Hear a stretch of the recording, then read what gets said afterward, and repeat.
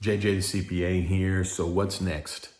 We're going into the last week of April. This is a different year than we've ever experienced. I mean, in my 27 years, right? Usually going into May, it's baseball season. It's time to play some golf. May is a great month to get ready for June. It's a great month of rest, but this is a whole new ball game. So what should we be doing the week of the 27th? So it depends on what state you're in. There's a lot of different states that are going to change how they're going to go about the phase 1, phase 2, phase 3. But as we're going into May, this last week, I want to say we're now preparing for a whole new way of doing business. Now, what is that? I don't know. That's what you want to probably do. Spend some time sketching it out, right? I mean, depending on who you are, depends on your industry, depends on how you track information. It's how you take your notes, whatever's best for you. But I was thinking, I'm actually going to get out a notebook, like a good old-fashioned notebook or some paper. So do whatever's comfortable for you. But I want you to really think, like, what's different now? What's different now for your business? How are you going to approach things differently? Are you going to approach things differently? Are there some ways that you thought of doing business that you hadn't thought of before, and are you just going to stop doing them? Here in Oklahoma, they started letting the liquor stores deliver. And I don't know, maybe they won't be able to continue to do that because of the law, but there's a lot of companies that have done things differently. They've offered their services differently. They've allowed their employees to work from home. And I'm not a big advocate for just making life easier for your employees. I'm not a big advocate of making life easier on your customers. What I'm a big advocate of is providing the service that it is that your customers are buying. I'm an advocate for ensuring that the employees that are on your team are a good fit for what it is that you're trying to do. So take that and throw it on its head and look at it also as, do you also need to do things differently with your customers? Do you need to do things differently with your employees? Do you need to demand more, less, different? Right? You've had time to reflect. You've had time to rest. You've had time to be anxious. You've had time to worry and be concerned, all from the comfort of your own home. So when you go back, how do you want it to be different? How do you want it to be different? So I challenge us in this week before we return to what we think it's going to be, from what we knew it was to what it will not even be close to what we're thinking. So when you go into that, how do you want it to look? Because it's going to be different. It just is. So, for me,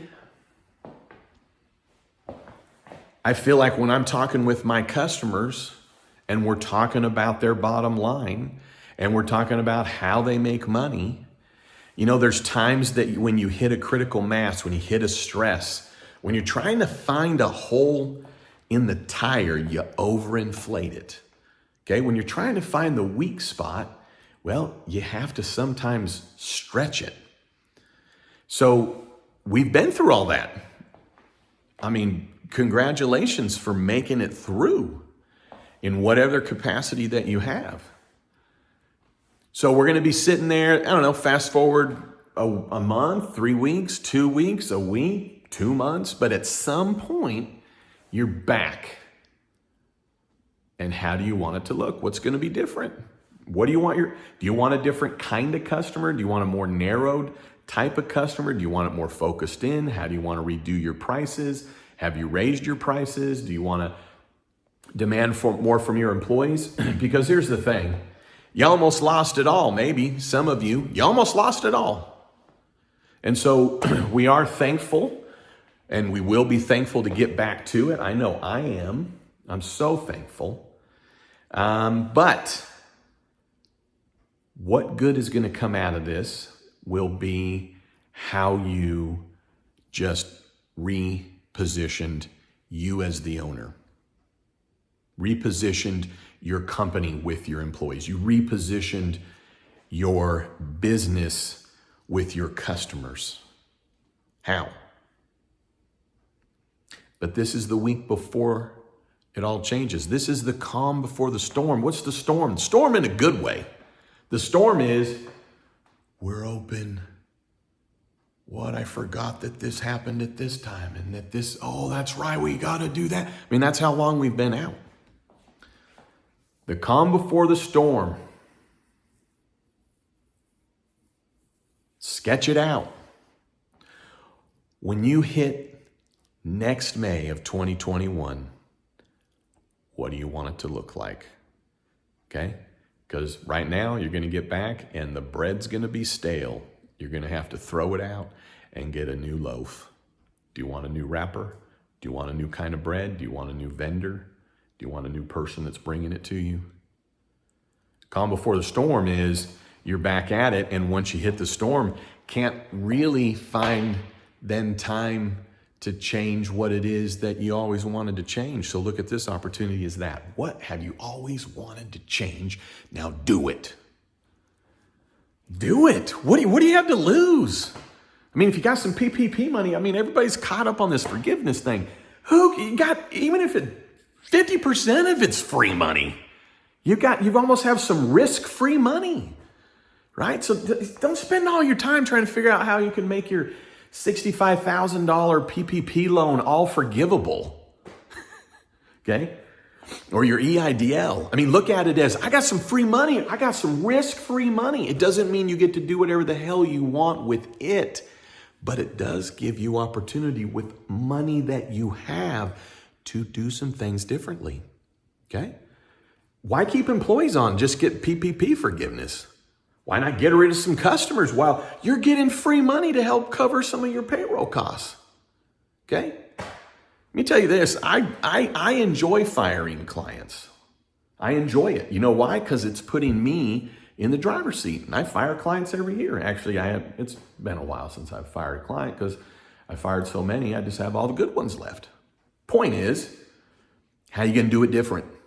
Let's go. Take control. Okay? Take control. No more running scared. Okay? You as a business owner, your job is not to provide someone else a job. Your job is not to keep that customer happy. Your job is to have a successful business. And if you have a successful business, then your employees will be taken care of. If you have a successful business, the kind of client that actually wants what it is that you do, what you provide, then will be happy with you. Right? The customers that aren't happy with you, it's because you're not really doing what it is they want you to do. Okay? The employees that aren't happy with you are the ones that aren't really doing what they want to do. It's them. Okay? It's the customer. So recapture it. This is the time. This is the time. All right. So that's what we're doing this week. Huh? Calm before the storm. JJ the CPA is getting you ready right here. All right. Love you. Let's go. Let's rock.